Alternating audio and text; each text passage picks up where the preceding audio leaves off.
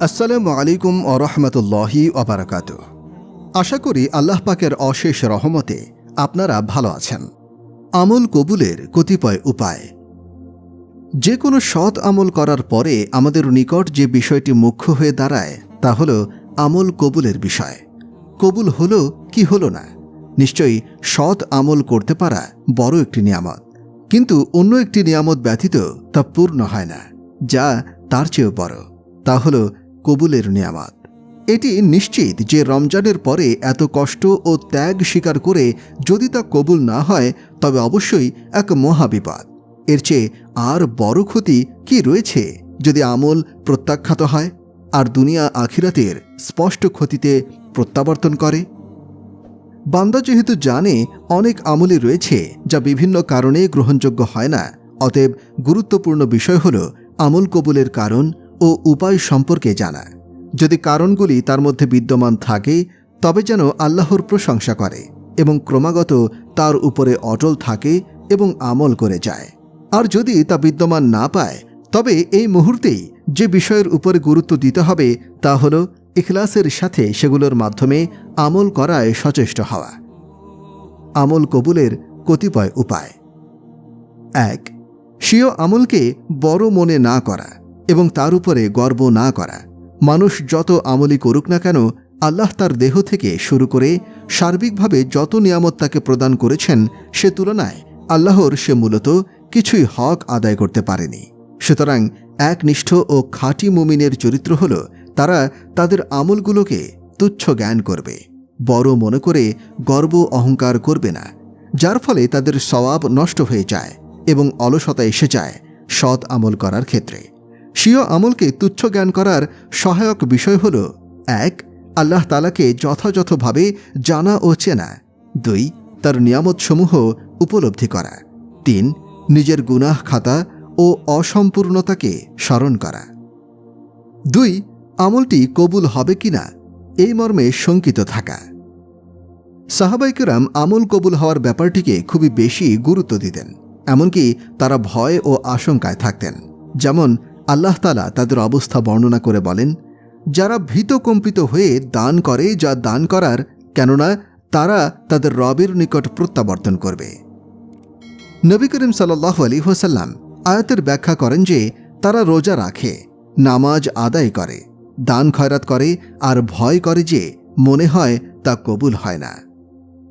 আলী রাদিয়াল্লাহু আনহু বলেন, তোমাদের পক্ষ হতে তোমাদের আমলসমূহ কবুল হওয়ার ব্যাপারে তোমরা খুব বেশি গুরুত্ব প্রদান করো। তোমরা কি আল্লাহর বাণী শ্রবণ করো না? নিশ্চয়ই আল্লাহ মুত্তাকিদের পক্ষ হতেই কবুল করে থাকেন। সূরা মায়েদা আয়াত ২৭। ৩.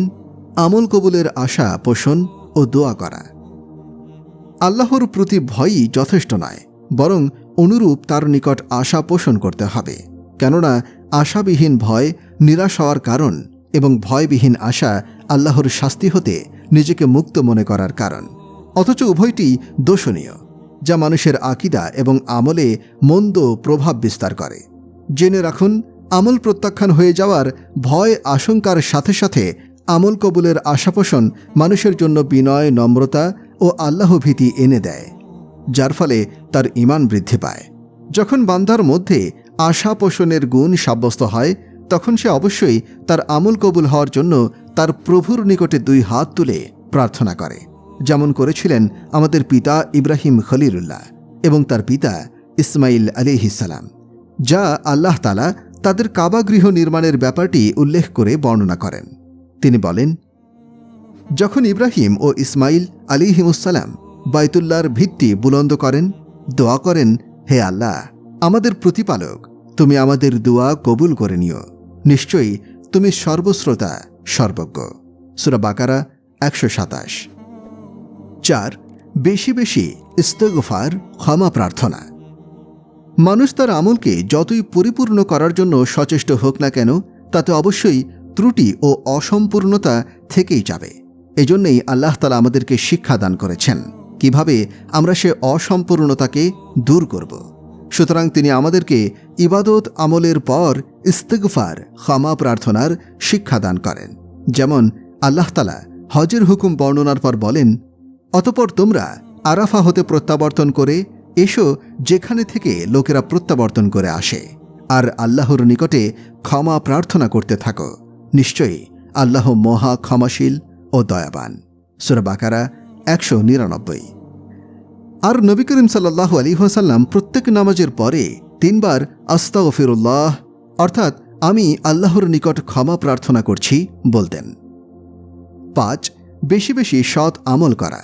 নিশ্চয়ই সৎ আমল একটি উত্তম বৃক্ষ। বৃক্ষ চায় তার পরিচর্যা, যেন সে বৃদ্ধি লাভ করে, সুদৃঢ় হয়ে যথাযথ ফল দিতে পারে।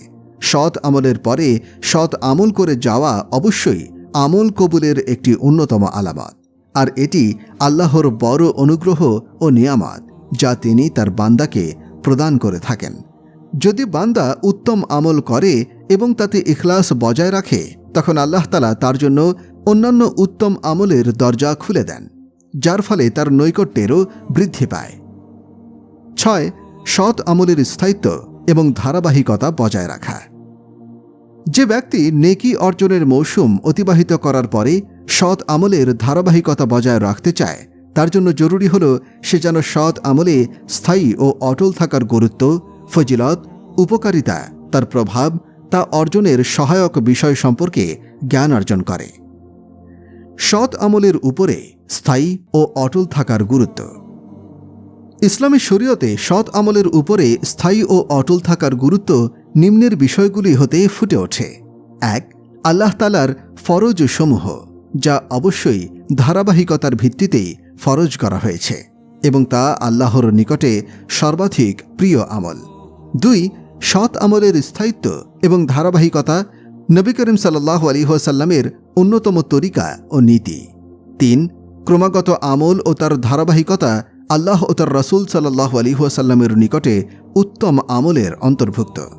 রাসূলুল্লাহ সাল্লাল্লাহু আলাইহি ওয়াসাল্লাম বলেন, আল্লাহর নিকট সর্বাধিক প্রিয় আমল হল যা নিয়মিতভাবে করে যাওয়া হয়, যদিও তা অল্প হয়।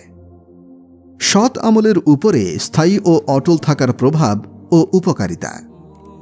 আল্লাহ তাআলা তার সৎ আমলের হেফাজতকারী বান্দাদেরকে বহুভাবে সম্মানিত এবং উপকৃত করে থাকেন। যেমন 1.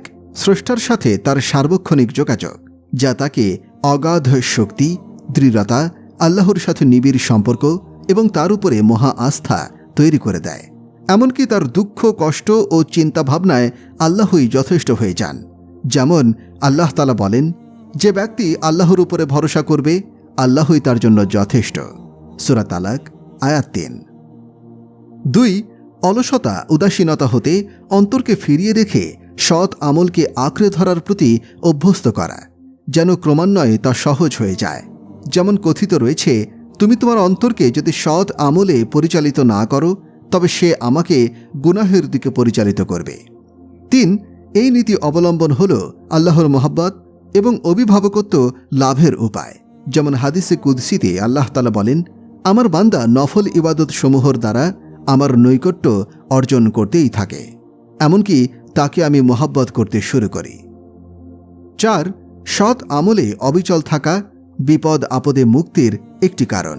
যেমন নবী করিম সাল্লাল্লাহু আলাইহি ওয়াসাল্লাম ইবনে আব্বাস রাদিয়াল্লাহু আনহুকে উপদেশ দেন, আল্লাহকে হেফাজত করো, অর্থাৎ তার হুকুম আহকামগুলো পালন করো, তবে তিনিও তোমাকে হেফাজত করবেন। আল্লাহকে হেফাজত করো, তবে তুমি তাকে তোমার সামনে পাবে। সুখে শান্তিতে তাকে চেনো, তিনি তোমাকে বিপদে চিনবেন। 5. সৎ আমল অবিচলতা, অশ্লীলতা এবং মন্দ আমল হতে বিরত রাখে। আল্লাহ তাআলা বলেন, নিশ্চয় নামাজ অশ্লীলতা এবং অন্যায় কাজ হতে বিরত রাখে। সূরা আনকাবুত আয়াত 45। 6. সৎ আমলে অবিচল থাকা গুনাহ খাতা মিটে যাওয়ার একটি মাধ্যম। যেমন নবী করিম সাল্লাল্লাহু আলাইহি ওয়াসাল্লাম বলেছেন, তোমাদের কারো দরজায় যদি একটি নদী থাকে আর সে প্রতিদিন 5 বার তাতে গোসল করে, তবে তার দেহে কি কোনো ময়লা অবশিষ্ট থাকবে? সাহাবাগণ বলেন, না। তিনি অর্থাৎ রাসূল সাল্লাল্লাহু আলাইহি ওয়াসাল্লাম বলেন, এমনই 5 ওয়াক্ত নামাজ আল্লাহ যার দ্বারা গুনাহসমূহকে মিটিয়ে দেন। 7. সৎ আমলে অবিচল থাকা শেষ পরিণাম ভালো হওয়ার মাধ্যম। যেমন আল্লাহ তাআলা বলেন, যারা আমার পথে চেষ্টা সাধনা করবে, অবশ্যই আমি তাদেরকে আমার পথ দেখিয়ে দেব। নিশ্চয়ই আল্লাহ সৎ আমলকারীগণের সাথে আছেন। সূরা আনকাবুত আয়াত ৬৯। ৮. এটি কিয়ামতের দিন হিসাব সহজ হওয়ার এবং আল্লাহর ক্ষমা লাভের উপায়। ৯. এই নীতি মুনাফিকি হতে অন্তরের পরিশুদ্ধতা এবং জাহান্নামের আগুন হতে পরিত্রাণের একটি উপায়। যেমন নবী করিম সাল্লাল্লাহু আলাইহি ওয়াসাল্লাম বলেন, যে ব্যক্তি ৪০ দিন ক্রমাগত জামাতের সাথে প্রথম তাকবীর পেয়ে নামাজ আদায় করবে, তার জন্য ২ প্রকার মুক্তির ঘোষণা। ১. জাহান্নামের আগুন হতে মুক্তি এবং ২. মুনাফিকি হতে মুক্তি। ১০. এটি জান্নাতে প্রবেশের উপায়। নবী করিম সাল্লাল্লাহু আলাইহি ওয়াসাল্লাম বলেন, যে ব্যক্তি কোনো জিনিসের ২ প্রকার আল্লাহর রাস্তায় খরচ করল, তাকে জান্নাতের দরজাসমূহ হতে আহ্বান করা হবে। জান্নাতে রয়েছে ৮টি দরজা। সুতরাং যে ব্যক্তি নামাজি, তাকে নামাজের দরজা দিয়ে আহ্বান করা হবে। যে ব্যক্তি জিহাদি, তাকে জিহাদের দরজা দিয়ে আহ্বান করা হবে। যে ব্যক্তি দান খয়রাতওয়ালা, তাকে দান খয়রাতের দরজা দিয়ে আহ্বান করা হবে। আর যে ব্যক্তি রোজাদার, তাকে রায়্যান নামক দরজা দিয়ে আহ্বান করা হবে। ১১. যে ব্যক্তি নিয়মিত সৎ আমল করে, অতঃপর অসুস্থতা, সফর বা অনিচ্ছাকৃত ঘুমের কারণে যদি সে আমল বিচ্ছিন্ন হয়ে যায়, তবে তার জন্য সে আমলের সওয়াব লেখা হবে। রাসূল পাক সাল্লাল্লাহু আলাইহি ওয়াসাল্লাম বলেন, বান্দা যখন অসুস্থ হয় বা সফর করে, তবে তার জন্য অনুরূপ সওয়াব লেখা হয়, যা সে গৃহে অবস্থানরত অবস্থায় এবং সুস্থ অবস্থায় করত। বুখারী। এবং নবী করিম সাল্লাল্লাহু আলাইহি ওয়াসাল্লাম বলেন, যে ব্যক্তির রাতে নামাজ ছিল কিন্তু তা হতে নিদ্রা তার উপরে প্রভাব বিস্তার করে, তবে তার জন্য সে নামাজের সওয়াব লিখে দিবেন এবং তার সে নিদ্রা হবে তার জন্য সদকা স্বরূপ। সম্মানিত পাঠক, এভাবে সবসময় সৎ আমলের দ্বার উন্মুক্ত রয়েছে। অতএব আপনি যথাযথ প্রচেষ্টা জারি রাখুন, অলসতা বর্জন করুন। পরিশেষে আল্লাহর নিকট প্রার্থনা, তিনি যেন আমাদেরকে সহি আকীদা এবং সৎ আমলের উপরে সুদৃঢ় রাখেন এবং এমতাবস্থায় মৃত্যুদান করেন।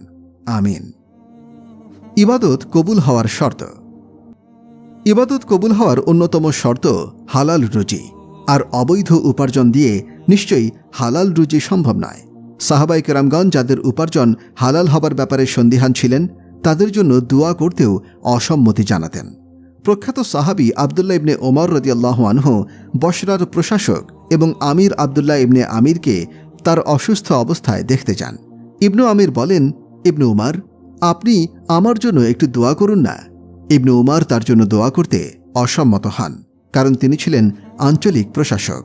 আর এ ধরনের মানুষের জন্য হারাম, অবৈধ, জুলুম, অতিরিক্ত কর, সরকারের সম্পদের অবৈধ ব্যবহার ইত্যাদির মধ্যে নিপতিত হওয়া সম্ভব।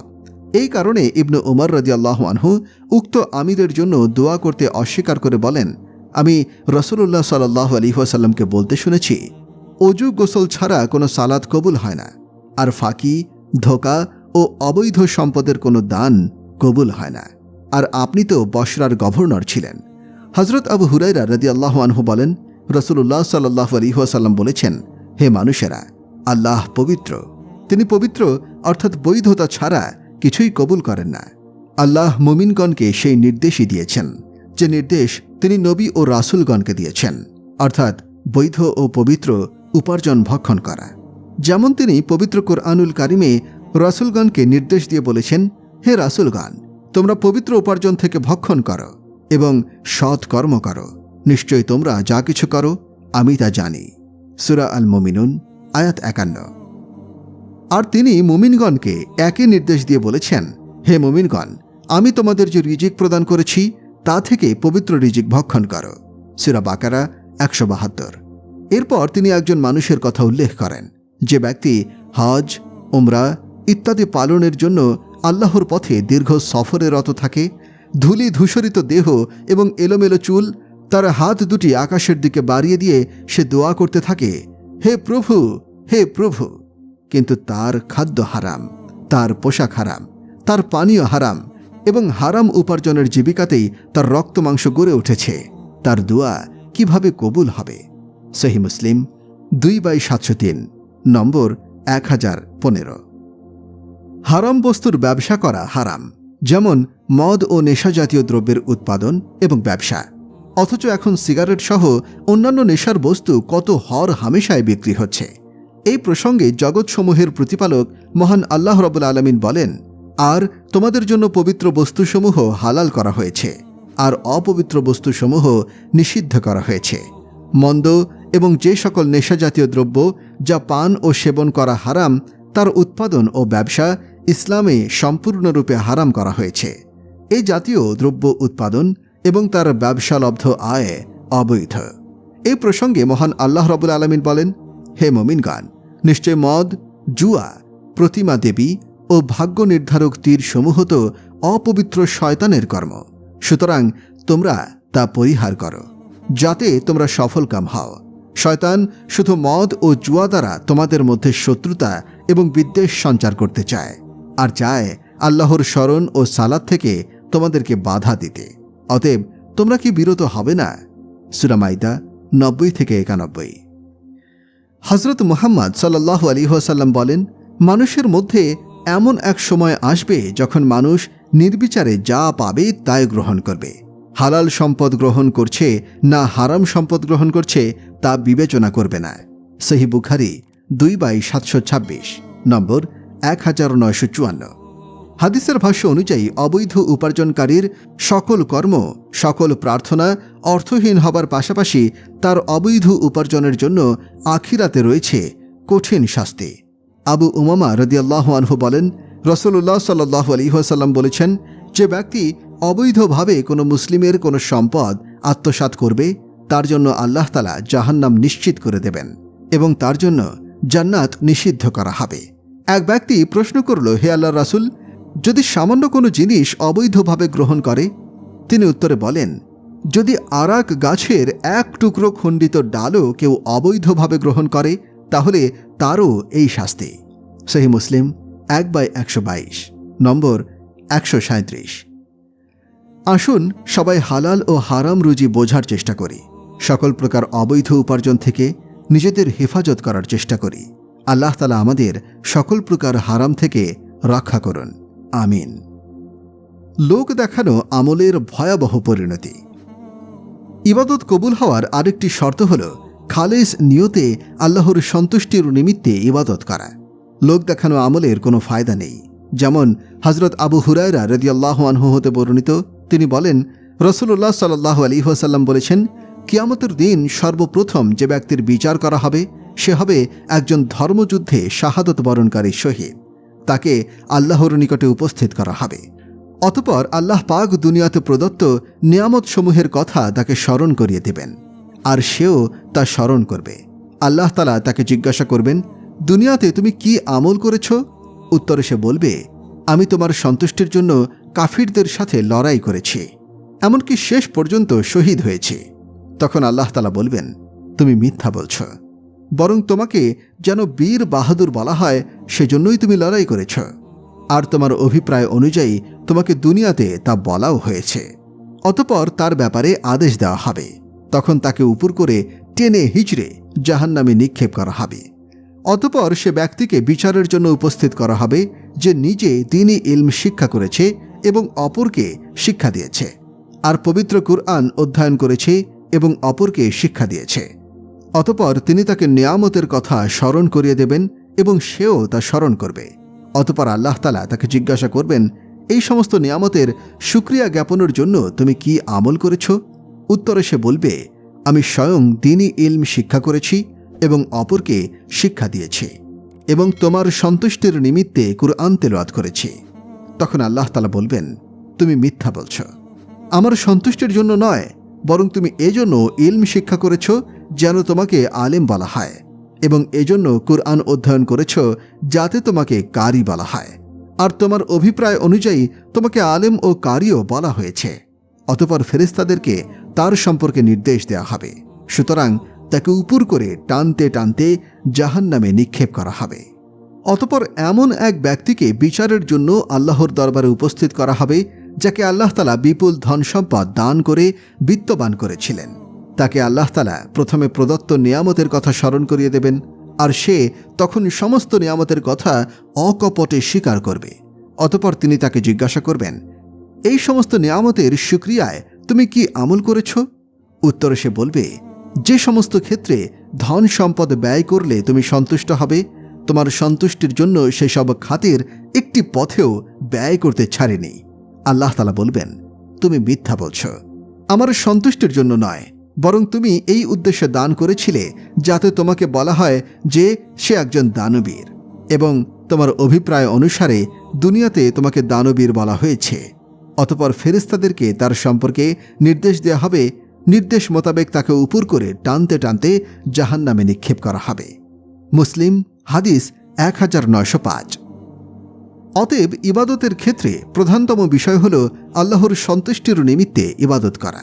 দ্বিতীয় হল ইবাদতটি সুন্নত মুতাবিক হওয়া। তৃতীয়ত রিয়ামুক্ত তথা মানুষকে দেখানোর মানসিকতায় ইবাদত না করা। প্রকাশ্য ইবাদত বা অপ্রকাশ্য ইবাদত এটা মুখ্য বিষয় নয়। ইসলামের কিছু ইবাদত রয়েছে যেগুলো প্রকাশ্যে করতে হয়, যেমন নামাজ মসজিদে এসে জামাতের সাথে প্রকাশ্যেই আদায় করতে হয়, হজ বায়তুল্লাহ গমন করে প্রকাশ্যেই করতে হয়, ঈদের নামাজ প্রকাশ্যেই আদায় করতে হয়, কুরবানি প্রকাশ্যেই প্রদান করতে হয়। এছাড়া কিছু ইবাদত রয়েছে যা অপ্রকাশ্যে করা যায়, যেমন জিকির, তিলওয়াত, নফল নামাজ, দান সদকা ইত্যাদি। যে ইবাদত অপ্রকাশ্যে করা যায় তা অপ্রকাশ্যে করাই সর্বোত্তম, আর যা লুকিয়ে লুকিয়ে করা যায় না তা প্রকাশ্যেই করতে হবে। যারা আল্লাহ এবং শেষ দিবসে আশা রাখে এবং আল্লাহকে অধিক স্মরণ করে, তাদের জন্য রাসূলুল্লাহ সাল্লাল্লাহু আলাইহি ওয়াসাল্লামের মধ্যে উত্তম নমুনা রয়েছে। আর স্মরণ করতে থাকো স্বীয় পালনকর্তাকে আপন মনে ক্রোধনরত ও ভীত সন্ত্রস্ত অবস্থায়, এবং এমন স্বরে যা চিৎকার করে বলা অপেক্ষা কম, সকালে ও সন্ধ্যায়, আর বেখবর থেকো না। সূরা আরাফ 205। হযরত আনাস বিন মালিক রাদিয়াল্লাহু আনহু থেকে বর্ণিত, রাসূলুল্লাহ সাল্লাল্লাহু আলাইহি ওয়াসাল্লাম ইরশাদ করেছেন, যখন কিয়ামত সন্নিকটে হবে তখন আমার উম্মত 3 ভাগে বিভক্ত হবে। একদল খালিসভাবে আল্লাহর ইবাদত করবে, আরেক দল মানুষকে দেখানোর জন্য ইবাদত করবে, আরেক দল মানুষের কাছ থেকে হাদিয়া তোহফা পাবার জন্য ইবাদত করবে। যখন তারা কিয়ামতের দিন একত্রিত হবে, মানুষ থেকে খাবার পাওয়ার আশায় যে ইবাদত করত তাকে আল্লাহ তাআলা বলবেন, আমার ইজ্জত ও সম্মানের কসম, তুমি আমার ইবাদত কি উদ্দেশ্যে করতে? সে বলবে, আপনার ইজ্জত ও সম্মানের কসম, মানুষের হাদিয়া তোহফা পাবার আশায়। আল্লাহ তাআলা বলবেন, তুমি যা কিছু জমা করেছ এর কোনো কিছুই তোমার উপকারে আসবে না, তুমি জাহান্নামের দিকে চলে যাও। তারপর যে ব্যক্তি মানুষকে দেখানোর ইবাদত করত তাকে আল্লাহ তাআলা বলবেন, আমার ইজ্জত ও সম্মানের কসম, তুমি কেন আমার ইবাদত করতে? সে বলবে, আপনার ইজ্জত ও সম্মানের কসম, আমি লোক দেখানোর জন্য ইবাদত করতাম। আল্লাহ তাআলা বলবেন, তোমার কোনো ইবাদত আমার পর্যন্ত পৌঁছেনি, তুমিও জাহান্নামে চলে যাও। এরপরে যে খালিস আল্লাহর জন্য ইবাদত করেছে তাকে আল্লাহ তাআলা বলবেন, আমার ইজ্জত ও সম্মানের কসম, আমার ইবাদত করার দ্বারা তোমার কি মাকসাদ ছিল? সে বলবে, আপনার ইজ্জত ও সম্মানের কসম, এ বিষয়ে আপনি আমার থেকে বেশি অবগত, আমি ইবাদত করেছি কেবল আপনার সন্তুষ্টির নিমিত্তে। আল্লাহ তাআলা বলবেন, আমার বান্দা সত্য বলেছে, তুমি জান্নাতে চলে যাও। আল-মুজামুল আওসাদ হাদিস নম্বর 5105, মাজমা উজ জাওয়ায়েদ 18397। এ থেকে আমাদের শিক্ষা গ্রহণ করা উচিত, কেননা লোক দেখানো আমলের পরিণতি অত্যন্ত ভয়াবহ।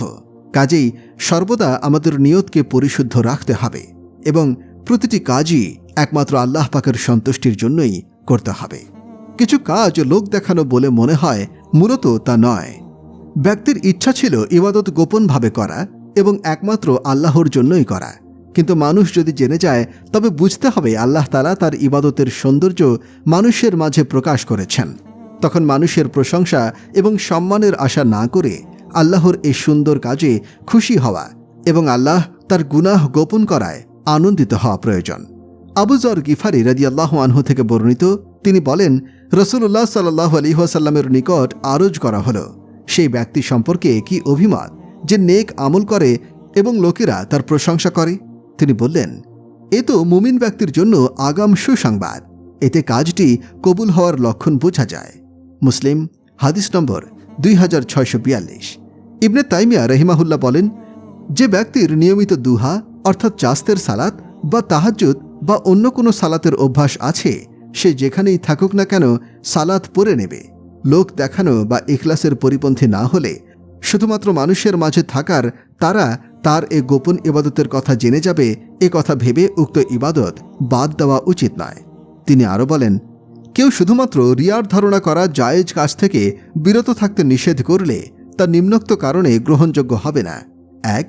কোনো জায়েজ কাজ শুধুমাত্র রিয়ার ভয়ে বাদ দেয়া যাবে না, বরং তা ইখলাসের সাথে করতে আদেশ দেয়া হবে।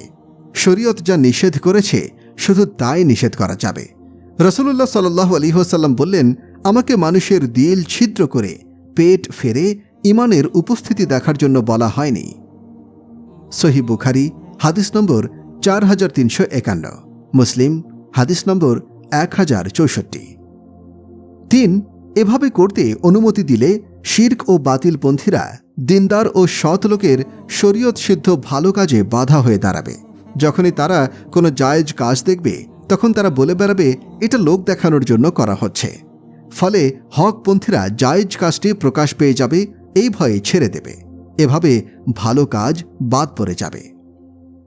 4. তাছাড়া এটা মুনাফিকের চরিত্র।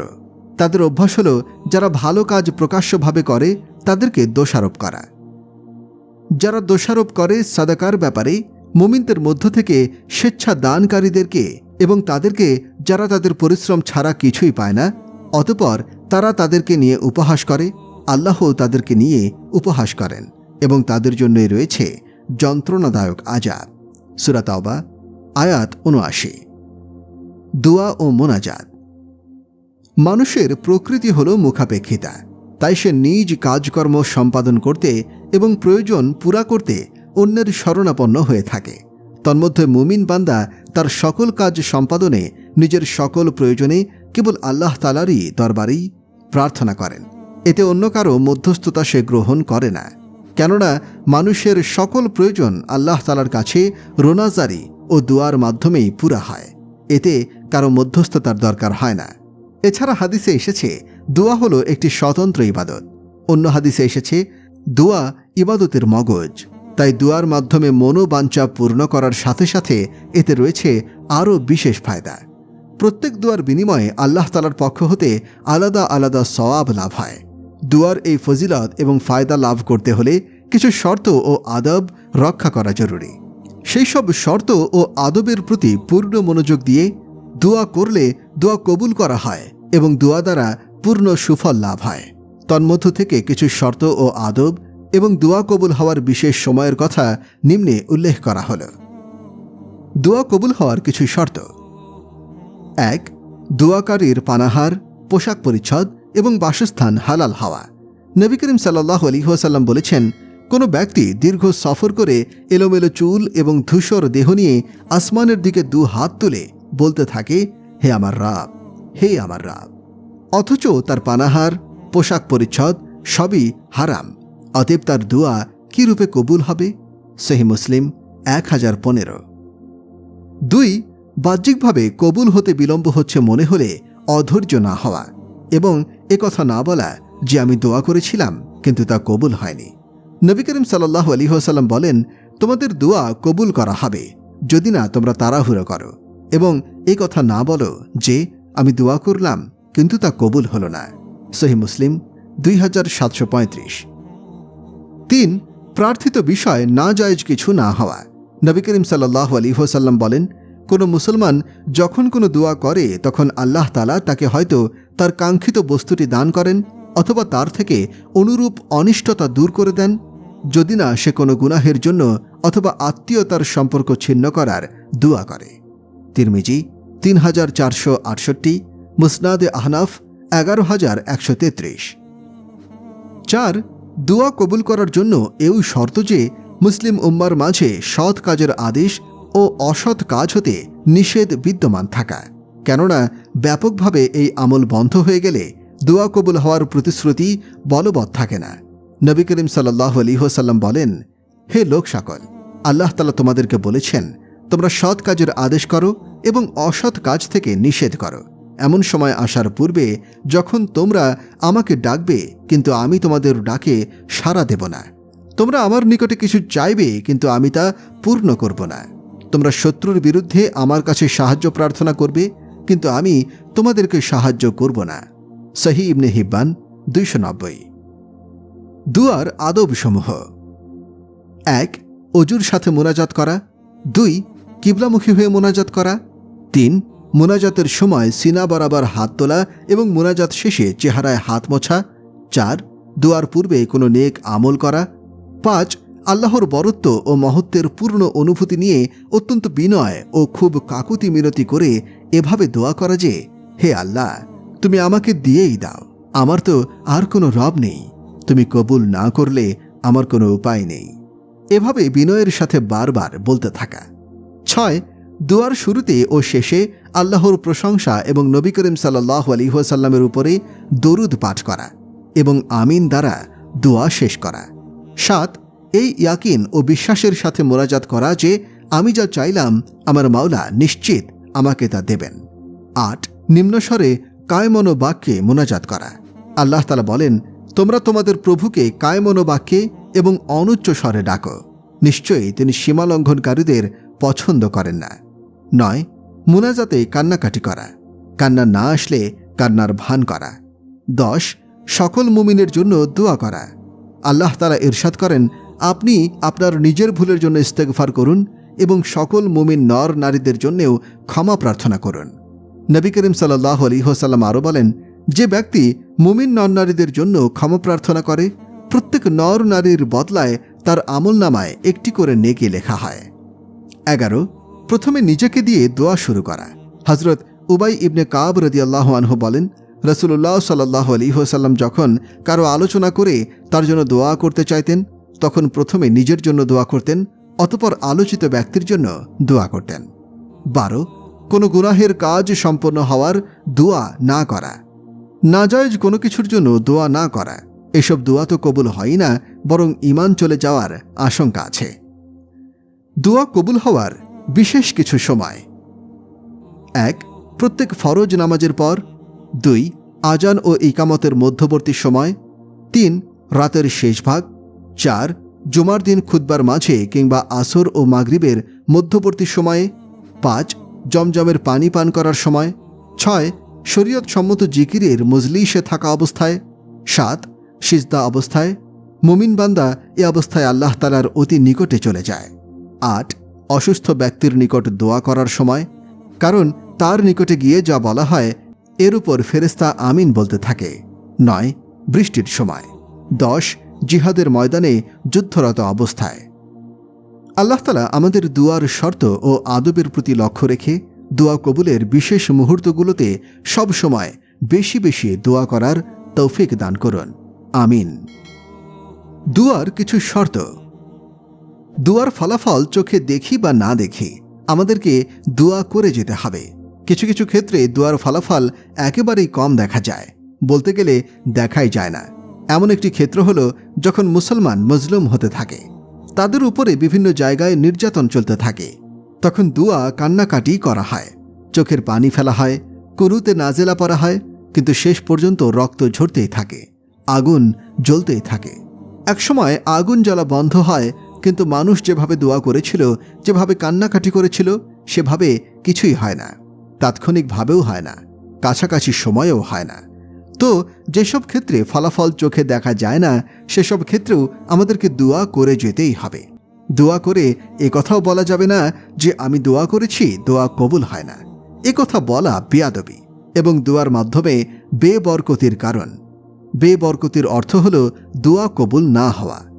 দোয়া কবুল হওয়ার জন্য আল্লাহ তাআলা অনেক উপায় দান করেছেন, সময় দিয়েছেন, আমল দিয়েছেন, ব্যক্তি দিয়েছেন, অর্থাৎ নির্দিষ্টভাবে বলে দিয়েছেন অমুক সময়ে দোয়া কবুল হয়, অমুক স্থানে দোয়া কবুল হয়, অমুক ব্যক্তির দোয়া কবুল হয়, অমুক অমুক আমলের পরে দোয়া কবুল হয়, রোজাদারের দোয়া কবুল হয়, মুসাফিরের দোয়া কবুল হয়, সন্তানের জন্য মা বাবার দোয়া কবুল হয়।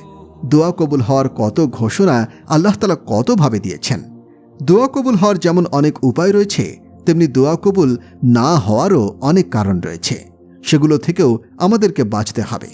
আরেকটা বিষয় হলো, আমি যেভাবে চেয়েছি আমার দোয়া জানা বা অজানা কোনো কারণে সেভাবে কবুল হয়নি, তখন আমাকে দুটি কথা মনে রাখতে হবে। 1. আমি দেখিনি তাই বলে কথা নিশ্চিতভাবে বলতে পারি না যে আমার দোয়া কবুল হয়নি। দোয়া কবুল হওয়ার অনেক পদ্ধতি আছে। কোন পদ্ধতিতে দোয়া কবুল হয়েছে তা আমি জানি না, আল্লাহই ভালো জানেন। 2, আমি দোয়া কবুল হতে দেখিও নি, আবার আমার কিছু ত্রুটির কারণে দোয়া কবুল হয়েছে বলেও মনে হয় না। তখনও আমার করণীয় দোয়া করা। একে তো আমি নিশ্চিতভাবে বলতে পারি না যে দোয়া কবুল হয়নি। দ্বিতীয়ত, যদি বাস্তবিকই দোয়া কবুল না হয়ে থাকে তাহলেও আমি দোয়া বাদ দিতে পারি না। কি কি কারণে দোয়া কবুল হয় না? দোয়া কবুল না হওয়ার অর্থ একেবারে কবুল হবে না এটা নয়। কবুল না হওয়ার অর্থ হলো কবুল হওয়ার কোনো ওয়াদা নেই, নিশ্চয়তা নেই। নয়তো আল্লাহ তাআলার কুদরতে আছে, আল্লাহ তাআলা চাইলে যে কোনো সময় যে কারো দোয়া কবুল করতে পারেন। দোয়া কবুল না হওয়ার প্রথম কারণ হলো হাদিস শরীফে এসেছে আল্লাহ তাআলা মুমিনদেরকে সে জিনিসের আদেশ করেছেন যে জিনিসের আদেশ তিনি নবীদেরকে করেছেন, তা হলো হালাল খাও এবং সৎ কাজ করো। রাসূলদেরকেও আল্লাহ তাআলা সম্বোধন করে বলেছেন তোমরা হালাল রিজিক গ্রহণ করো এবং আল্লাহর ইবাদত করো।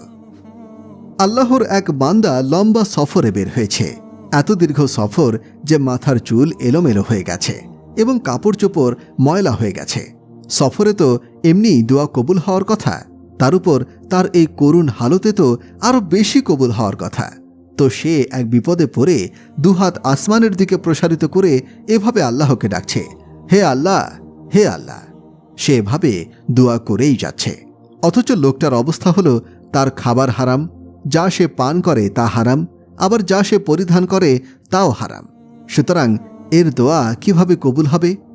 তো খাবার হালাল না হওয়া দোয়া কবুল না হওয়ার একটি কারণ। আবার কোনো গুনাহের বিষয়ে আল্লাহর কাছে চাওয়া, যেমন আত্মীয়তার সম্পর্ক ছিন্ন করার বিষয়টি আল্লাহর নিকটে প্রার্থনা করা, এটি এমনিতেও নাজাইজ, আবার দোয়া কবুল না হওয়ারও একটি কারণ। দোয়া কবুল না হওয়ার আরেকটি কারণ হলো ব্যাপকভাবে যখন নামাজে নাহি আনিল মুনকার বন্ধ হয়ে যাবে, অন্যায়ের প্রতিবাদ করা যখন একেবারেই ছেড়ে দেয়া হবে, ফাহিশা এবং অশ্লীলতা যখন মহামারীর রূপ ধারণ করবে, তখনও দোয়া কবুল করা হবে না। এই সকল বিষয়ে কুরআন মাজিদে সতর্ক করা হয়েছে। তোমরা ওই বিপর্যয়কে ভয় করো যা বিশেষভাবে তোমাদের জন্য যারা জুলুম করে কেবল তাদেরকেই আক্রান্ত করে না। সূরা আনফাল আয়াত 25। অনেক গুনাহ আছে এমন এর উপরে শাস্তি আসে, এবং যখন আসে তখন শুধুই গুনাহগারের উপরে আসে না, ব্যাপকভাবে সকলের উপরে আসে।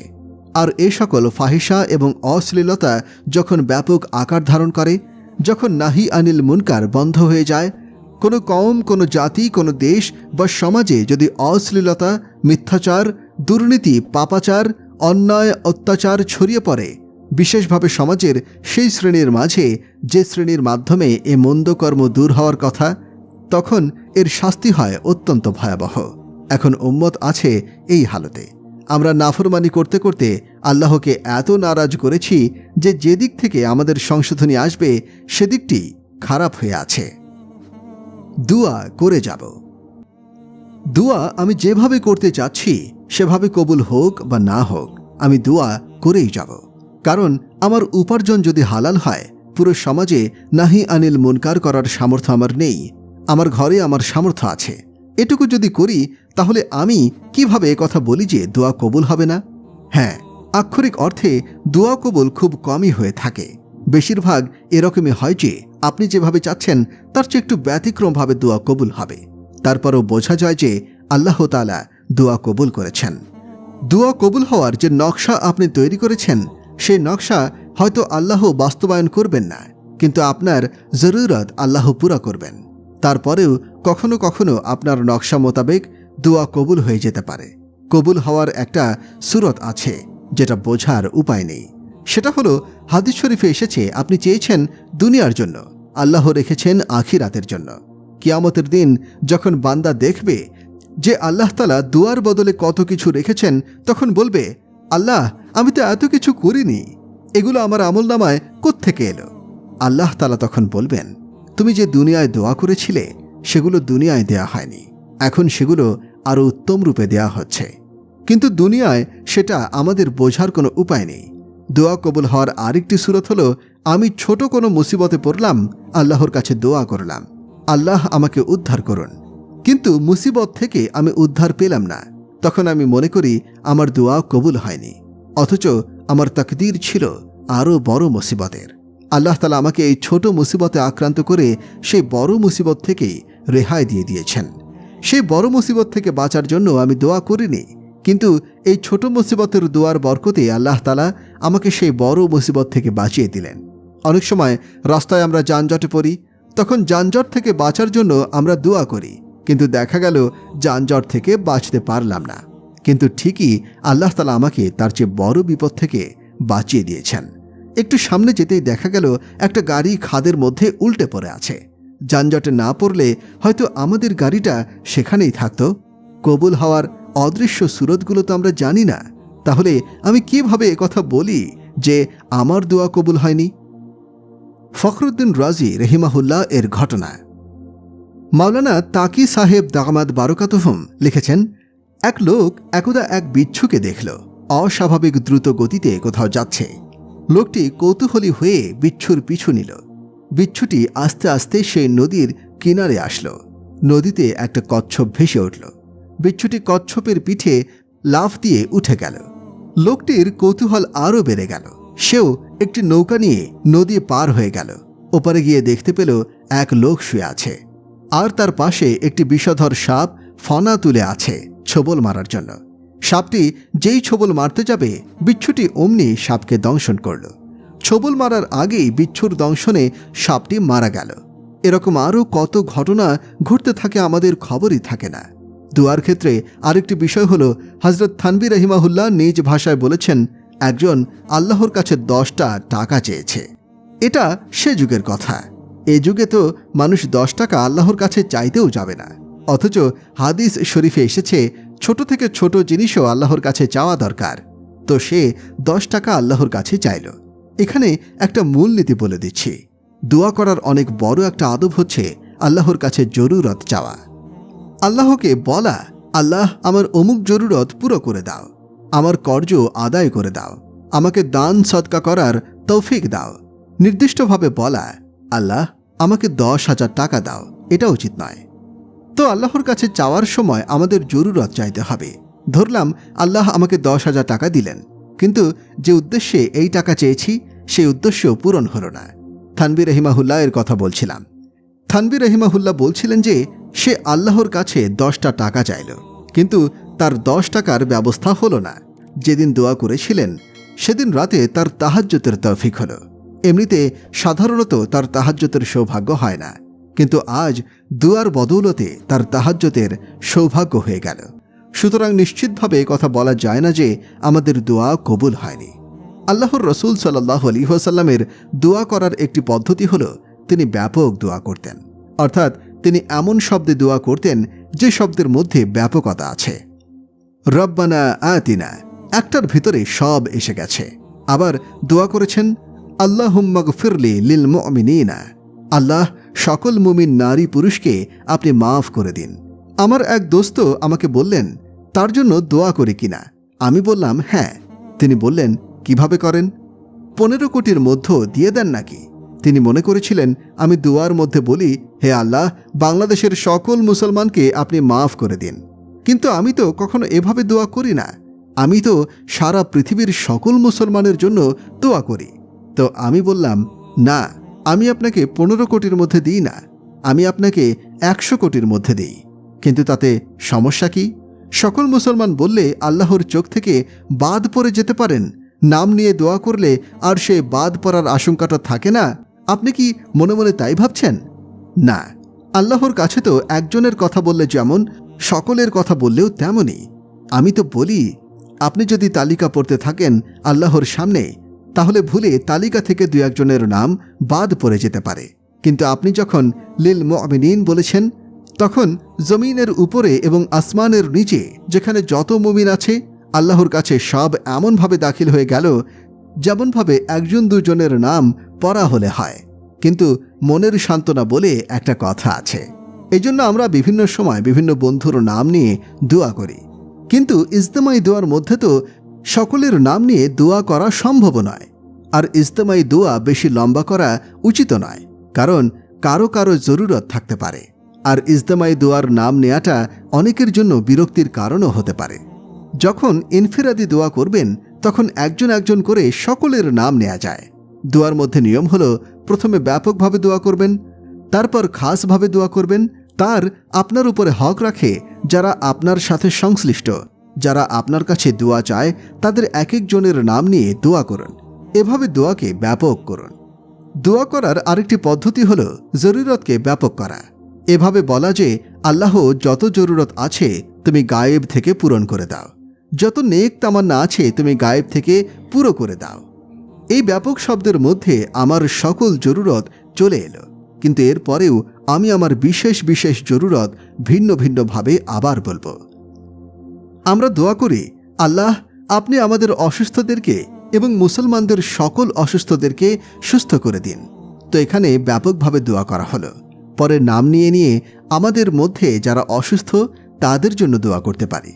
দোয়ার মধ্যে আরেকটি বিষয় হলো কবুলিয়াতের আশা নিয়ে দোয়া করা এবং দৃঢ়তার সাথে দোয়া করা, যেন আল্লাহর কাছ থেকে কেড়ে নেওয়া। আল্লাহ তাআলা আমাদেরকে দিয়েই দাও, আমাদেরকে মাগফিরাত করেই দাও। আল্লাহ, তুমি মন চাইলে দাও, মন চাইলে মাফ করে দাও, এভাবে নয়। এভাবে বললে আর দোয়া করার দরকারটা কি? আর আল্লাহর খাজানায় কি কোনো কিছুর অভাব আছে? হাদিসে তো এসেছে, আল্লাহ যদি সকলের সকল জরুরত পুরো করে দেন, আল্লাহর খাজানা বিন্দুমাত্র কমবে না। সুতরাং চাওয়ার সময় আমি কম চাইতে যাব কেন? আরেকটি বিষয় হলো অন্তর হাজির রেখে আল্লাহর কাছে দোয়া করা। অন্তর যদি গায়রে হাজির থাকে তাহলে দোয়া কবুল হয় না। হাত উঠিয়ে রাখলাম কিন্তু আমার মন পড়ে আছে অন্যদিকে, তাহলে দোয়া কবুল হবে না। মুখে তলব, দিলে তলব নেই, এটি দোয়া কবুল না হওয়ার একটি অনেক বড় কারণ। আরেকটা বিষয় হলো কান্না বা কান্নার ভাব নিয়ে দোয়া করা। কান্না মানুষের ইচ্ছাধীন বিষয় নয়। কখনো অনেক চেষ্টা করেও পারা যায় না, কখনো ছোটোখাটো কারণেও কান্না চলে আসে। কিন্তু কান্নার ভাব ধরা এটা সব সময় সাধ্যের ভেতরেই থাকে। হাদিসে রাসূল করিম সাল্লাল্লাহু আলাইহি ওয়াসাল্লাম বলেছেন, কাঁদো অথবা কান্নার ভান করো, আমাদের জন্য কত সহজ করে দেয়া হয়েছে। আর দোয়ার মধ্যে কোনো ইমামতি নেই। এটা শাইখুল হাদিস আল্লামা আজিজুল হক সাহেবের শব্দ। প্রফেসর হামিদুর রহমান সাহেবও এই কথা খুবই নকল করেন। আজকাল অনেকে বলেন দোয়া পরিচালনা করবেন অমুক। আহা, দোয়া বুঝি পরিচালনার জিনিস? দোয়ার মধ্যে ইমামতি নেই। কথাটি অত্যন্ত অর্থবহ। নামাজের মধ্যে যেমন ইমাম সাহেব তাকবীর বলেন, তারপর অন্যরা তার অনুসরণ করেন। ইমাম সাহেবের আগে কোনো কিছু করলে যেমন নামাজ হবে না, তেমনি অনেকে মনে করেন দোয়ার মধ্যে ইমাম সাহেবের আগে কিছু করলে হবে না। না, এটা মোটেও জরুরি কোনো বিষয় নয়। তিনি শুরু করবেন তার সুবিধা মতো, আর আমি শুরু করব আমার সুবিধা মতো। তিনি যে দোয়া করেছেন, আমি চাইলে তার দোয়ার উপরও আমিন বলতে পারি। আর চাইলে আমার জরুরতের বিষয়েও আমি নিজে নিজে আল্লাহর কাছে দোয়া করতে পারি। আর আমার এখন বিস্তারিত দোয়া করার সময় নেই, আমি কিছুক্ষণ দোয়া করে চলে গেলাম, কোনো সমস্যা নেই। অথবা আমি শরিক হলাম না, আলোচনা হলো, আলোচনার পরে দোয়া শুরু হলো, কিন্তু আমি দোয়ায় শরিক না হয়ে চলে গেলাম, তাহলে এতে আপত্তি করার কিছু নেই। কিন্তু মানুষ মনে করে দোয়ায় থাকা বয়ানে থাকার চেয়েও গুরুত্বপূর্ণ। তাই তারা কেউ দোয়াতে শরিক না হলে বলে যে, আরে এতক্ষণ বয়ানে শরিক হলো, এখন দোয়ায় শরিক না হয়েই চলে গেল। অথচ বাস্তবিক পক্ষে দোয়ার চেয়ে বয়ানের গুরুত্ব অনেক বেশি। আর দোয়া তো সে নিজে নিজেই করতে পারে। আল্লাহ তাআলা আমাদের সঠিকভাবে দোয়া করার তৌফিক দান করুন, আমিন। গুরুত্বপূর্ণ কতিপয় আমল। ফজরের সুন্নত শেষে সূরা ফাতিহার আমল। ১. নিয়মিত ফজরের সুন্নত ও ফজরের মধ্যবর্তী সময়ে ২১ বার বিসমিল্লার সাথে সূরা ফাতিহার প্রথম আয়াত মিলিয়ে সূরা ফাতিহা পাঠ করলে ১. সে দরিদ্র হলে অর্থশালী হবে। ২. ঋণগ্রস্ত থাকলে ঋণমুক্ত হবে। ৩. দুর্বল থাকলে শক্তিশালী হবে। ৪. সকলের অনুরক্ত ও ভক্তিভাজন হবে। ৫. শত্রুর চোখে ভয়ঙ্কর এবং বন্ধুর চোখে প্রিয় হবে। উক্ত নিয়মে ৪০ দিনের মধ্যে কোনো দিন বাদ না দিলে ১. সে হারানো চাকরি ফিরে পাবে। ২. বন্ধা স্ত্রীলোক সন্তান লাভ করবে। ২. কেউ নিয়মিত ফজরের সুন্নত ও ফজরের মধ্যবর্তী সময়ে ৪১ বার বিসমিল্লার সাথে সূরা ফাতিহার প্রথম আয়াত মিলিয়ে সূরা ফাতিহা পাঠ করলে সে যে উদ্দেশ্যে পাঠ করবে তা হাসিল হবে। উহা পানিতে দম করে যে কোনো ধরনের রোগীকে পান করালে উক্ত রোগী আরোগ্য লাভ করবে। জাদুগ্রস্ত ব্যক্তিকে পান করালে জাদু থেকে আরোগ্য লাভ করবে। সূরা ফাতিহার সংক্ষিপ্ত মাহাত্ম্য ও ফজিলাত। নবী করিম সাল্লাল্লাহু আলাইহি ওয়াসাল্লাম ইরশাদ করেছেন, যার হাতে আমার প্রাণ, আমি তার শপথ করে বলছি, সূরা ফাতিহার মতো দ্বিতীয় কোনো সূরা তাওরাত, ইনজিল, জাবুর এবং স্বয়ং কুরআনের মধ্যেও নেই। হযরত আবু হুরায়রা রাদিয়াল্লাহু আনহু থেকে বর্ণিত, নবী করিম সাল্লাল্লাহু আলাইহি ওয়াসাল্লাম বলেছেন, সূরা ফাতিহা প্রত্যেক রোগের ঔষধ বিশেষ। ইমাম তিরমিজি রাহিমাহুল্লাহ হযরত ওমর রাদিয়াল্লাহু আনহু হতে বর্ণনা করেন, সূরা ফাতিহার মধ্যে যাবতীয় রোগের শেফা রয়েছে। 5 ওয়াক্ত নামাজ শেষে আমল। নামাজ শেষে ইস্তেগফার। নবী করিম সাল্লাল্লাহু আলাইহি ওয়াসাল্লাম সালাম ফিরানোর পরে নামাজ শেষ করে 3 বার ইস্তেগফার করতেন। আস্তাগফিরুল্লাহ, আস্তাগফিরুল্লাহ, আস্তাগফিরুল্লাহ, এবং বলতেন, আল্লাহুম্মা আনতা সালামু ওয়া মিনকা সালামু তাবারাকতা ইয়া যাল জালালি ওয়াল ইকরাম। মুসলিম শরীফের এক বর্ণনায় ওয়ালিদ রহিমাহুল্লাহ বলেন, আমি আলজাজি রহমতুল্লাহ আলাইহিকে জিজ্ঞাসা করলাম, নবীজি সাল্লাল্লাহু আলাইহি ওয়াসাল্লাম কিভাবে ইস্তেগফার করতেন? তিনি বলেন, নবীজি সাল্লাল্লাহু আলাইহি ওয়াসাল্লাম বলতেন, আস্তাগফিরুল্লাহ, আস্তাগফিরুল্লাহ, আস্তাগফিরুল্লাহ। নামাজ শেষে ইস্তেগফার ও তওবার গুরুত্ব। পবিত্র কোরআন ও হাদিসের পর্যালোচনায় নামাজ ইত্যাদি ইবাদত সমূহের দ্বারা শুধু সগীরা গুনাহ মাফ হয়ে যায়, কবিরা গুনাহ তওবা ছাড়া মাফ হয় না। এই জন্য নামাজ আদায়ের সাথে সাথে মনোযোগ সহকারে তওবা ও ইস্তেগফার করা উচিত। এতে অলসতা করা উচিত নয়। অবশ্যই আল্লাহ তাআলা যদি আপন দয়া ও অনুগ্রহে কাউকে কবিরা গুনাহ ক্ষমা করে দেন তবে ভিন্ন কথা। নামাজ শেষে আল্লাহ তাআলার একত্ববাদ ঘোষণা এবং প্রশংসামূলক দোয়া মুগিরা ইবনে শুআইব রাদিয়াল্লাহু আনহু এর কাতিব ওয়াররাদ রাদিয়াল্লাহু আনহু বর্ণনা করেন যে, মুগিরা ইবনে শুবা রাদিয়াল্লাহু আনহু আমাকে দিয়ে মুয়াবিয়া রাদিয়াল্লাহু আনহু এর এই মর্মে একখানা পত্র লেখেন যে, নবী করিম সাল্লাল্লাহু আলাইহি ওয়াসাল্লাম প্রত্যেক ফরজ নামাজের পরে একটি দোয়া পাঠ করতেন। নবী করিম সাল্লাল্লাহু আলাইহি ওয়াসাল্লাম প্রত্যেক ফরজ নামাজের পরে পাঠ করতেন, যার অর্থ আল্লাহ তাআলা ব্যতীত কোনো মাবুদ নেই, তিনি এক, তার কোনো শরীক নেই, সমগ্র রাজত্ব ও সকল প্রশংসা তারই, তিনি সব কিছুর উপরে সর্বশক্তিমান। হে আল্লাহ, আপনি যা দান করেন তা কেউ রুখতে পারে না, আর আপনি যা দান করেন না তা কেউ দিতে পারে না, আর কোনো ধনীর ধন তাকে আপনার পাকড়াও থেকে রক্ষা করতে পারবে না। উত্তম আমল ও আখলাকের জন্য দোয়া। প্রত্যেক নামাজের পরে একবার পাঠ করা। হযরত আবু আয়ুব আনসারী রাদিয়াল্লাহু আনহু থেকে বর্ণিত, তিনি বলেন, আমি যখনই নবী করিম সাল্লাল্লাহু আলাইহি ওয়াসাল্লামের পেছনে নামাজ পড়েছি, নামাজ শেষ করে তাকে এই দোয়া পাঠ করতে শুনেছি, যার অর্থ, হে আল্লাহ, আমার সমস্ত ভুল ভ্রান্তি ও গুনাহ মাফ করে দিন।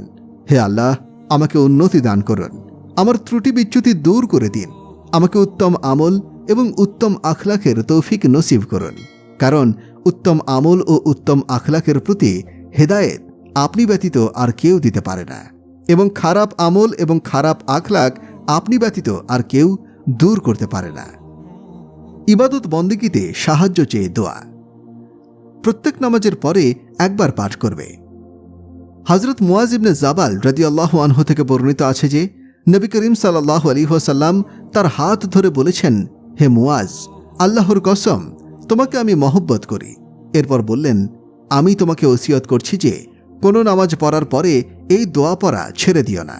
হে আল্লাহ, আমাকে তোমার জিকির, শুকর এবং সুষ্ঠু ইবাদতে সাহায্য করো। সমুদ্রের ফেনা পরিমাণ পাপ হলেও মাফ হওয়ার আমল।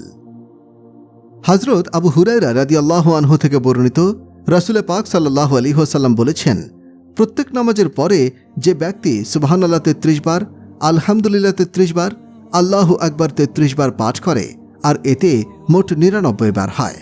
আর যদি একবার পাঠ করে, লা ইলাহা ইল্লাল্লাহু ওয়াহদাহু লা শারীকা লাহু লাহুল মুলকু ওয়া লাহুল হামদু ওয়া হুয়া আলা কুল্লি শাইইন কাদির, অর্থাৎ আল্লাহ ব্যতীত কোনো মাবুদ নেই, তিনি এক, যার কোনো শরীক নেই, সমগ্র রাজত্ব ও সকল প্রশংসা তারই, তিনি সব কিছুর উপরে সর্বশক্তিমান, তবে 100 বার পূর্ণ হয়। কেউ এরূপ পাঠ করলে তার পাপ যদি সমুদ্রের ফেনা পরিমাণও হয়, তবে তা মাফ হয়ে যায়। উল্লেখ্য, অন্য এক রেওয়াতে আছে সুবহানাল্লাহ 33 বার, আলহামদুলিল্লাহ 33 বার এবং আল্লাহু আকবার 34 বার পাঠ করার কথাও বর্ণিত হয়েছে। জাহান্নাম থেকে মুক্তি পাওয়ার আমল। প্রত্যেক ফজর ও মাগরিবের নামাজের পরে 7 বার। হযরত মুসলিম ইবনে হারিস তামিমি রাদিয়াল্লাহু আনহু বলেন, নবী করিম সাল্লাল্লাহু আলাইহি ওয়াসাল্লাম আমাকে চুপে চুপে বলেছেন, যখন তুমি মাগরিবের নামাজে শেষ করো তখন এই দোয়া 7 বার পড়ে নিও। আল্লাহুম্মা আজিরনি মিনান নার, অর্থাৎ হে আল্লাহ, আমাকে দোজখ থেকে নিরাপদ রেখো। যদি তুমি তা পাঠ করো আর ওই রাতেই তোমার মৃত্যু এসে যায় তবে দোজখ থেকে নিরাপদ থাকবে। যদি ফজরের নামাজের পরেও এই দোয়া 7 বার পাঠ করো আর ওই দিনেই তোমার মৃত্যু এসে যায় তবে দোজখ থেকে নিরাপদ থাকবে। 70 বার আল্লাহ তাআলার রহমতের দৃষ্টি লাভ করার আমল। নামাজের পরে নিম্নোক্ত প্রতিটি বিষয়ে একবার পাঠ করবে। ইমাম বাগভী রহিমাহুল্লাহ তার নিজস্ব একটি রেওয়াতে হাদিস বর্ণনা করেছেন যে নবী করিম সাল্লাল্লাহু আলাইহি ওয়াসাল্লাম বলেছেন, আল্লাহ রাব্বুল আলামিন ইরশাদ করেন, যে ব্যক্তি প্রত্যেক নামাজের পরে সূরা ফাতিহা, আয়াতুল কুরসি এবং সূরা আল ইমরানের শাহাদাল্লাহ আয়াত শেষ পর্যন্ত এবং কুল আল্লাহু আয়াত ইয়াগির হাসাব পর্যন্ত পাঠ করে, আমি তার ঠিকানা জান্নাতে করে দিব, আমার কাছাকাছি স্থান দিব, দৈনিক 70 বার তার প্রতি রহমতের দৃষ্টি দেব আর 70টি প্রয়োজন মিটিয়ে দেব, শত্রুর কবল থেকে তাকে আশ্রয় দেব এবং শত্রুর বিরুদ্ধে জয় করব। আয়াতুল কুরসির অর্থ হল, আল্লাহ ছাড়া অন্য কোনো উপাস্য নেই, তিনি জীবিত, সব কিছুর ধারক, তাকে তন্দ্রাও স্পর্শ করতে পারে না এবং নিদ্রাও নয়। আসমান ও জমিনে যা কিছু আছে সবই তার। কে আছে এমন যে সুপারিশ করবে তার কাছে তার অনুমতি ছাড়া? দৃষ্টির সামনে কিংবা পিছনে যা কিছু রয়েছে সে সবই তিনি জানেন। তার জ্ঞান সীমা থেকে তারা কোনো কিছুকেই পরিবেষ্টিত করতে পারে না, কিন্তু যতটুকু তিনি ইচ্ছা করেন। তার সিংহাসন সমস্ত আসমান ও জমিনকে পরিবেষ্টিত করে আছে, আর সেগুলোকে ধারণ করা তার পক্ষে কঠিন নয়। তিনি সর্বোচ্চ ও সর্বাপেক্ষা মহান। সূরা আল ইমরান 18-19 নম্বর আয়াত। আল্লাহ সাক্ষ্য দিয়েছেন যে তাকে ছাড়া আর কোনো উপাস্য নেই। ফেরেশতাগণ এবং ন্যায়নিষ্ঠ জ্ঞানীগণও সাক্ষ্য দিয়েছেন যে তিনি ছাড়া আর কোনো ইলাহ নেই। তিনি পরাক্রমশালী, প্রজ্ঞাময়। নিঃসন্দেহে আল্লাহর নিকট গ্রহণযোগ্য দিন একমাত্র ইসলাম, এবং যাদের প্রতি কিতাব দেয়া হয়েছে তাদের নিকটে প্রকৃত জ্ঞান আসার পরেও ওরা মতবিরোধে লিপ্ত হয়েছে। শুধুমাত্র পরস্পর বিদ্বেষবশত যারা আল্লাহর নিদর্শনসমূহের প্রতি কুফরি করে তাদের জানা উচিত যে নিশ্চিতরূপে আল্লাহ তাআলা হিসাব গ্রহণে অত্যন্ত দ্রুত। সূরা আল ইমরান 26-27 আয়াত। বলুন, ইয়া আল্লাহ, তুমি সার্বভৌম ক্ষমতার অধিকারী, তুমি যাকে ইচ্ছা রাজ্য দান করো এবং যার কাছ থেকে ইচ্ছা রাজ্য ছিনিয়ে নাও, এবং যাকে ইচ্ছা সম্মান দান করো আর যাকে ইচ্ছা অপমানে পতিত করো। তোমারই হাতে রয়েছে যাবতীয় কল্যাণ। নিশ্চয়ই তুমি সর্ববিষয়ে ক্ষমতাশীল। তুমি রাতকে দিনের ভিতরে প্রবেশ করাও এবং দিনকে রাতের ভিতরে প্রবেশ করিয়ে দাও, আর তুমি জীবিতদেরকে মৃতের ভেতর থেকে বের করে আনো এবং মৃতকে জীবিতদের ভেতর থেকে বের করো, আর তুমি যাকে ইচ্ছা বেহিসাব রিজিক দান করো। মৃত্যুর পর জান্নাতে যাওয়ার আমল।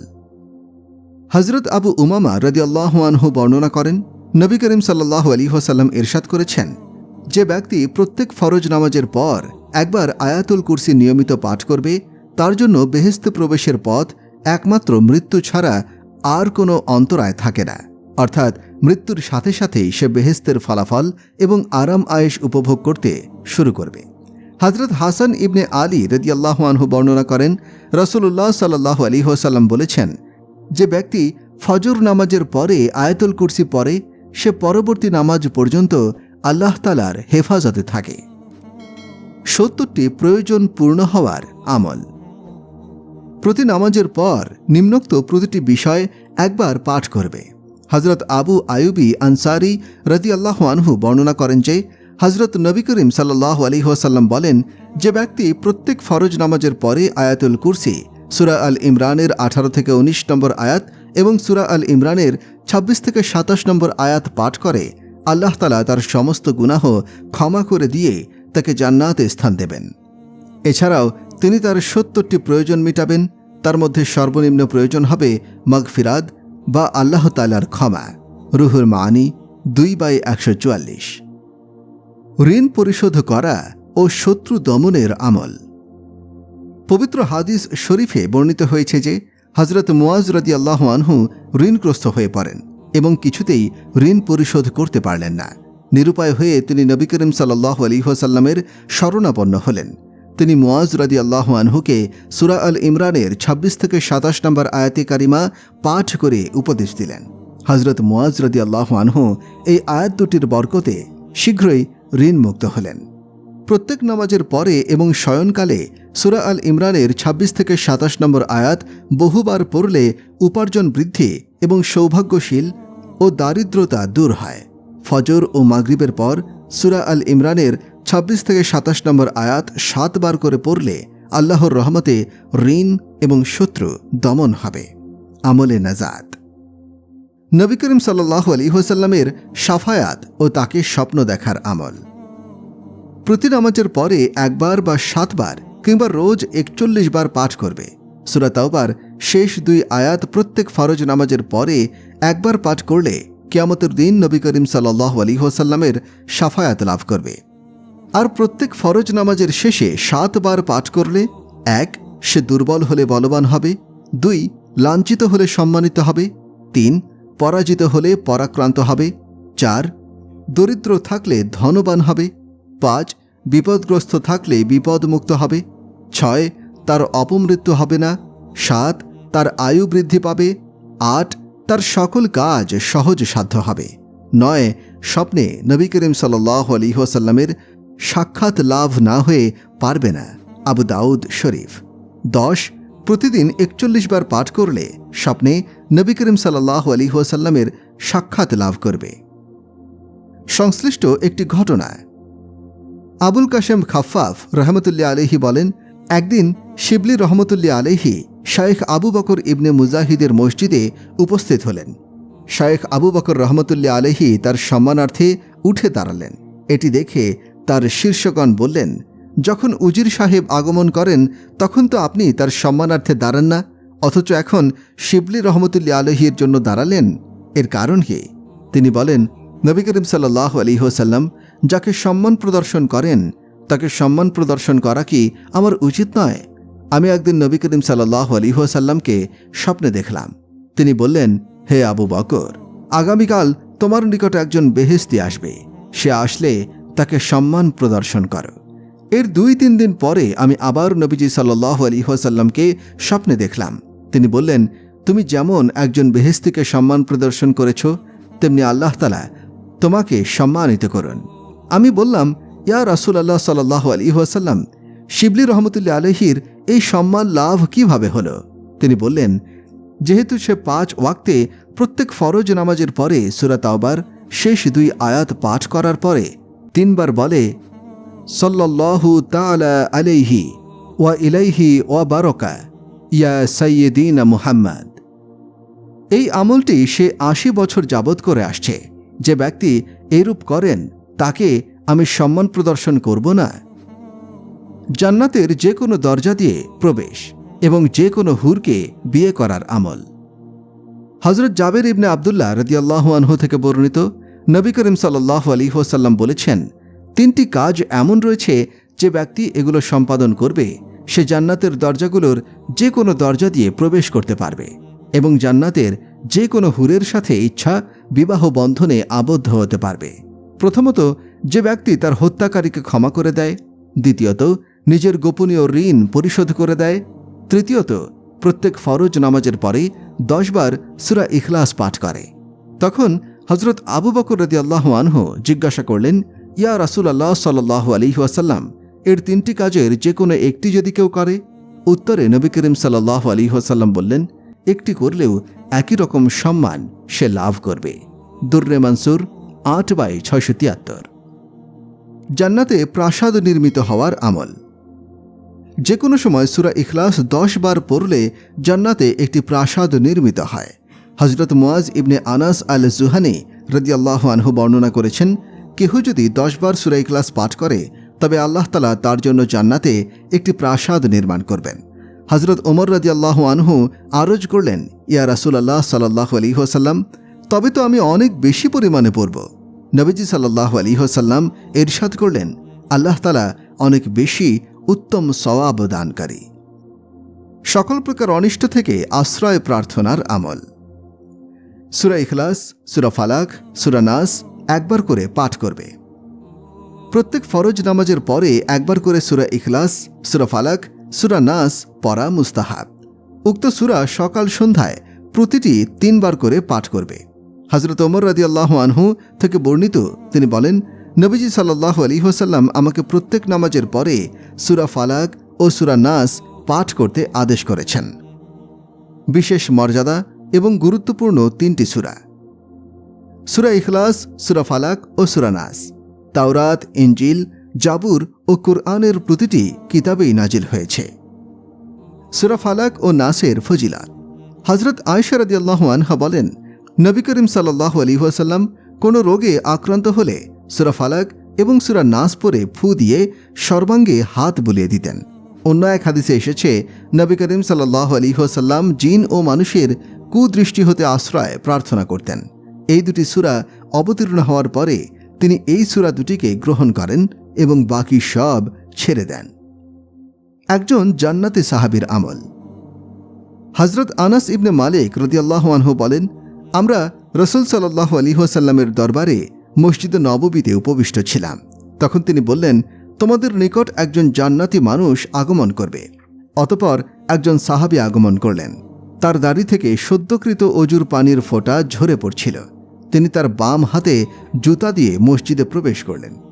তার পরদিন নবী করিম সাল্লাল্লাহু আলাইহি ওয়াসাল্লাম আমাদেরকে অনুরূপ কথা বললেন এবং প্রথম দিনের মতো সেই সাহাবী আগমন করলেন এবং তৃতীয় দিনও তাই হল। নবী করিম সাল্লাল্লাহু আলাইহি ওয়াসাল্লাম সেই কথা আবার বললেন এবং যথারীতি সেই সাহাবী পূর্বের অবস্থায় আগমন করলেন। নবী করিম সাল্লাল্লাহু আলাইহি ওয়াসাল্লাম যখন আলোচনা শেষ করে উঠে দাঁড়ালেন, তখন আব্দুল্লাহ ইবনে আমর ইবনুল আস রাদিয়াল্লাহু আনহু সেই সাহাবীর অনুগামী হলেন। তিনি তাকে বললেন, আমি আমার পিতার সাথে ঝগড়া করে শপথ করেছি 3 দিন পর্যন্ত তার ঘরে যাব না। এই 3 দিন আমাকে যদি আপনার ঘরে থাকার সুযোগ করে দিতেন তবে আমি সেখানে থাকতাম। তিনি বললেন, হ্যাঁ, থাকতে পারো। বর্ণনাকারী হযরত আনাস রাদিয়াল্লাহু আনহুকে বলেন, হযরত আব্দুল্লাহ রাদিয়াল্লাহু আনহু বলতেন, তিনি তার সাথে সেখানে সেই 3 রাত অতিবাহিত করলেন। তিনি তাকে রাতে উঠে তাহাজ্জুদের নামাজ পড়তেও দেখলেন না। তবে তিনি যখন ঘুমাতেন, বিছানায় পার্শ্ব পরিবর্তন করতেন, তখন আল্লাহ তাআলার জিকির করতেন। হযরত আব্দুল্লাহ রাদিয়াল্লাহু আনহু বলেন, তার মুখ থেকে কিন্তু ভালো কথা ছাড়া কোনো মন্দ কথা শুনিনি। যখন 3 দিন অতিবাহিত হয়ে গেল এবং তার আমলকে সাধারণ ও মামুলি মনে করতে লাগলাম, তখন তাকে বললাম, হে আল্লাহর বান্দা, আমি রাসূলুল্লাহ সাল্লাল্লাহু আলাইহি ওয়াসাল্লামকে আপনার সম্পর্কে 3 বার এ কথা বলতে শুনেছি যে এখনই তোমাদের নিকট একজন জান্নাতি মানুষ আগমন করবে। উক্ত 3 বারই আপনি আগমন করেছেন। তাই আমি ইচ্ছা করলাম আপনি কি আমল করেন তা দেখতে আপনার নিকটে থাকব, যাতে আমিও তা করতে পারি। আপনাকে তো বেশি আমল করতে দেখিনি, তাহলে কোন গুণ আপনাকে এই মহান মর্যাদায় উপনীত করেছে যা রাসূল সাল্লাল্লাহু আলাইহি ওয়াসাল্লাম বলেছেন? তিনি বললেন, তুমি যা দেখেছ ওই অতটুকুই। হযরত আব্দুল্লাহ ইবনে আমর রাদিয়াল্লাহু আনহু বলেন, যখন আমি ফিরে আসছিলাম তখন তিনি আমাকে ডাকলেন। তারপর বললেন, আমার আমল বলতে ওই অতটুকুই যা তুমি দেখেছ। তবে আমি আমার অন্তরে কোনো মুসলমানের প্রতি বিদ্বেষ পোষণ করি না এবং আল্লাহ তাআলা কাউকে কোনো নিয়ামত দান করলে সেজন্য তার প্রতি হিংসা রাখি না। হযরত আব্দুল্লাহ ইবনে আমর রাদিয়াল্লাহু আনহু বলেন, এই গুণই আপনাকে এত বড় মর্যাদায় উপনীত করেছে, আর সেটাই আমরা করতে পারি না। হাদিসের কিছু ফাওয়ায়েদ। উক্ত হাদিসে আগন্তুক জান্নাতি সাহাবীর নাম অনুচ্চারিত হলেও তিনি হলেন বিখ্যাত সাহাবী হযরত সাদ ইবনে আবি ওয়াক্কাস রাদিয়াল্লাহু আনহু, যিনি জান্নাতের সুসংবাদ প্রাপ্ত 10 সাহাবীর একজন। এখানে তার ফজিলত এবং অন্যান্য মর্যাদার পাশাপাশি তার বিশেষ একটি গুণ ও অনুপম স্বতন্ত্র বৈশিষ্ট্যের কথা আলোচনা করা হয়েছে। উক্ত হাদিসটিতে মুসনাদে আহমদের বর্ণনায় আগন্তুক সাহাবীকে একজন আনসারী হিসেবে উল্লেখ করা হয়েছে। নিঃসন্দেহে তা পরবর্তী কোনো বর্ণনাকারীর ভুল, কারণ অন্যান্য বর্ণনা সূত্রে স্পষ্টভাবেই হযরত সাদ ইবনে আবি ওয়াক্কাস রাদিয়াল্লাহু আনহু এর নাম উল্লেখ রয়েছে। রাসূল করিম সাল্লাল্লাহু আলাইহি ওয়াসাল্লাম সাহাবায়ে কেরামের সম্মুখে এক জান্নাতি সাহাবীর কথা বলে নেককার মানুষের প্রশংসার মাধ্যমে সৎকর্ম এবং উত্তম আচরণের প্রতি জোর তাগিদ দিয়েছেন এবং তাদের সে মহৎ স্বভাব এবং বিশেষ গুণ অর্জন করার প্রতি উৎসাহিত করেছেন। মুমিনদের করণীয় হল মুত্তাকি ও নেককার লোকদের আমল আগ্রহ এবং মনোযোগের সাথে পর্যবেক্ষণ করা এবং অনুকরণ এবং অনুসরণের নিমিত্তেই সেই গুণ অর্জন করার যথাসাধ্য চেষ্টা করা, প্রয়োজনে তাদের নিকটে অবস্থান করে তাদের সান্নিধ্য গ্রহণ করা। যেমন আল্লাহ তাআলা ইরশাদ করেছেন, তারা ছিল এমন লোক যাদেরকে আল্লাহ তাআলা হেদায়েত করেছেন, সুতরাং তুমিও তাদের পথের অনুসরণ করো। হযরত আব্দুল্লাহ ইবনে আমর রাদিয়াল্লাহু আনহু এই অনুপ্রেরণা থেকেই ওই সাহাবীর নিকটে অবস্থান করেছেন। আর হাদিসের সেই সুস্পষ্ট বক্তব্য যা সহজেই বোধগম্য, জান্নাত লাভের অধিকারী নিষ্কলুষ আত্মার ফজিলাত, আত্মশুদ্ধি করা, অন্তরকে পাক পবিত্র রাখা এবং হিংসা বিদ্বেষ এবং অন্যান্য আত্মার ব্যাধি থেকে মুক্ত রাখা হচ্ছে এমন একটি গুণ যা মানুষকে দুনিয়া ও আখিরাতে সফলতার শীর্ষ চূড়ায় নিয়ে যায় তথা জান্নাত লাভের উপযোগী বানায়। কারণ মানুষের অন্তর হল ঈমান, ইখলাস ও তাকওয়ার স্থান। সুতরাং কোনো খাঁটি মুমিনের অন্তরে ঈমান, তাকওয়া এবং হিংসা বিদ্বেষ কখনো একসাথে থাকতে পারে না। এজন্যই রাসূল করিম সাল্লাল্লাহু আলাইহি ওয়াসাল্লাম হযরত আনাস রাদিয়াল্লাহু আনহুকে বলেছেন, হে বৎস, কারো প্রতি বিদ্বেষ পোষণ করা ব্যতীত তুমি যদি সকাল সন্ধ্যা অতিবাহিত করতে অর্থাৎ জীবন কাটাতে সক্ষম হও তাহলে তাই করো। হিংসা বিদ্বেষ হল ঈমান ইসলামের পরিপন্থী এমন অসৎ প্রবণতা যা মানুষের নেকিকে ধ্বংস করে এবং জান্নাতের পথ থেকে দূরে সরিয়ে দেয়। তাছাড়া হাদিস শরীফে বর্ণিত হয়েছে, মানুষ যতক্ষণ হিংসা বিদ্বেষ থেকে মুক্ত থাকবে ততক্ষণ তারা কল্যাণের উপরে অবিচল থাকবে। আল্লাহ তাআলা আমাদেরকে পবিত্র হৃদয় দান করুন, আমিন। মুনকার নাকিরের প্রশ্নের জবাব দিতে আল্লাহ তাআলার সাহায্য পাবার আমল। ফজরের নামাজের পরে 100 বার। যে ব্যক্তি প্রতিদিন ফজরের নামাজ আদায় করে 100 বার নিম্নোক্ত দোয়া পাঠ করবে, আল্লাহ তাআলা তার রিজিকের পেরেশানি দূর করে দেবেন, জাহিরি বাতিনি সচ্ছলতা দান করবেন, জান্নাতের দরজা খুলে দেবেন এবং কবরে মুনকার নাকিরের প্রশ্নের উত্তরদানে সহযোগিতা করবেন। লা ইলাহা ইল্লাল্লাহু আল মালিকুল হাক্কুল মুঈন। প্রিয় দর্শক শ্রোতা, এমন সব মনোমুগ্ধকর ঘটনা ও ইহকাল থেকে পরকাল পর্যন্ত বিস্তারিত ইসলামিক বিষয় নিয়ে আলোচনা করা হয় আমাদের চ্যানেলে। আপনি যদি আমাদের চ্যানেলে নতুন হয়ে থাকেন তাহলে অবশ্যই সাবস্ক্রাইব করবেন। আজকে এ পর্যন্তই। পরবর্তী ভিডিও দেখার জন্য আমন্ত্রণ রইল। ধন্যবাদ।